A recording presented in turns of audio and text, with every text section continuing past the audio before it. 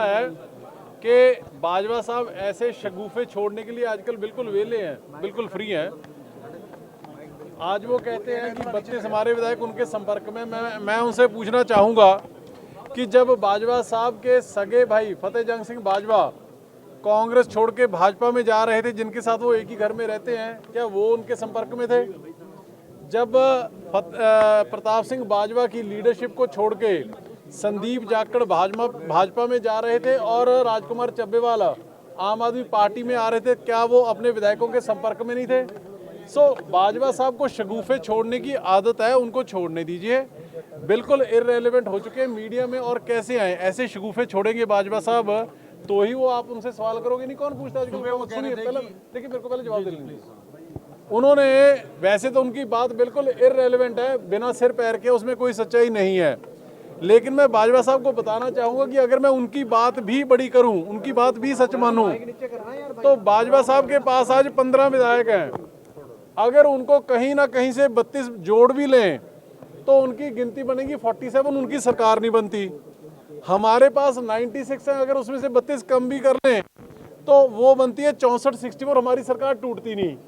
बाजवा साहब ऐसी बेतुकी बेहुदा बिना सिर पैर की बयानबाजी करने से बेहतर है आप एक रिस्पॉन्सिबल ऑपोजिशन की भूमिका निभाएं। मैं बाजवा साहब को एक चैलेंज करता हूं कि वो 1 दिन, 2 दिन, 4 दिन, 10 दिन, महीना, 3 महीने, जितना मर्जी टाइम ले, एक टाइमलाइन दे दें।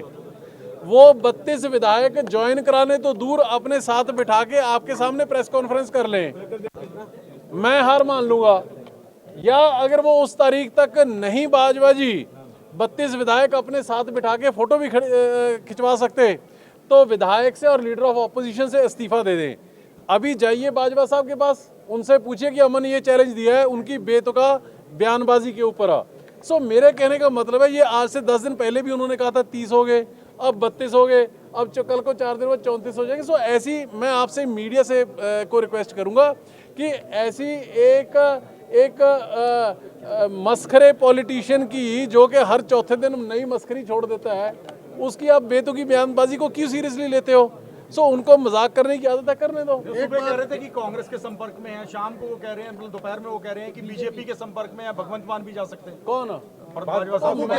यही बीजेपी के संपर्क। तो ये थोड़े दिन पहले वो कह रहे थे कांग्रेस में संपर्क में है, अब वो संपर्क में है।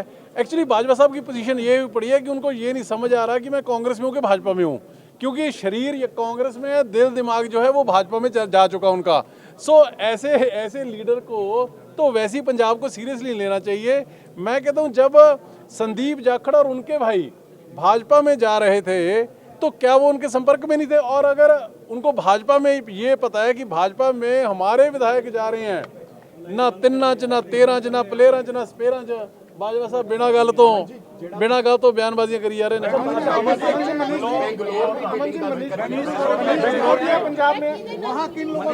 पंजाब आए थे सर, उनके दौरे को लेकर काफी सवाल उठ रहे हैं। देखिए ऐसा है कि ये मैं राहुल गांधी जी से गुजारिश करूंगा, मेरी आदत नहीं है कि मैं कोई बेतुकी बेसिर पैर की बयानबाजी करूं, लेकिन जहां तक हमारे सूत्र बताते हैं, हमारे पास इंफॉर्मेशन है, पिछले दिनों में बाजवा बेंगलोर गए हैं, वहां पे किस किस के साथ उनकी मीटिंगें हुई हैं, इसका खुलासा या तो बाजवा साहब खुद कर दें या राहुल गांधी जी उनसे पूछ लें, और फिर आपको मीडिया को पता लगे। मेरे कहने का मतलब ये है कि खिचड़ी कहीं और पक रही है। एक्चुअल में होता क्या है, जो बहुत ज़्यादा जो काग लीडर होते हैं ना, बहुत ज़्यादा अपने आप को सुपर स्मार्ट लीडर समझते हैं, वो कोई ऐसी बयानबाजी छोड़ देते हैं कि लोगों का, मीडिया का ध्यान कहीं और चले जाए और पीछे पर्दे के पीछे चली कुछ और जाए।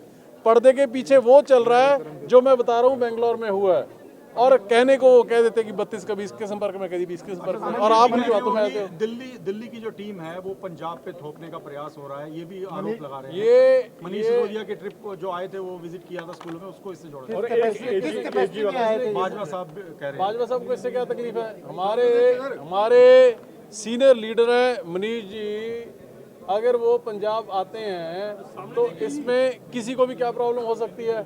जो भी हमारा, चाहे दिल्ली से आए, चाहे देश के जिस मर्जी से कोने से आए, हमारे जो व्यक्ति आते हैं आम आदमी पार्टी के, उनका कोशिश यही है कि कैसे किस तरह से आम आदमी पार्टी की सरकार बेहतर सहूलतें दे सके लोगों को, ये हमारी कोशिश होती है। इसमें किसी को इतराज़ नहीं होना चाहिए। अच्छा सर, ये जो एक के बाद एक फैसले लिए जा रहे हैं, अभी 232 लॉ ऑफिसर्स के इस्तीफे की बात है, इससे पहले करप्शन को लेकर बड़े एक्शन लिए गए, दिल्ली चुनाव के बाद क्या एकदम से एक्शन हो रहे हैं? ऐसे लॉ ऑफिसर्स वाली ऐसी अभी बात कोई मेरे ध्यान में नहीं आई है जी। जो पुलिस के कुछ मुलाजिम जिनको डिसमिस किया गया है, उनका जो ट्रैक रिकॉर्ड था, चाहे करप्शन के मसले में, चाहे इनएफिशिएंसी के मसले में, चाहे नॉन सीरियसनेस के मसले में, उनके जो इश्यूज थे उसको लेके उनको डिसमिस किया गया। तो एक्शन मोड में ऐसी रहेगी सर अब सरकार आने वाले दिनों? बिल्कुल एक्शन मोड में पहले थी, अभी रहेगी। Thank you.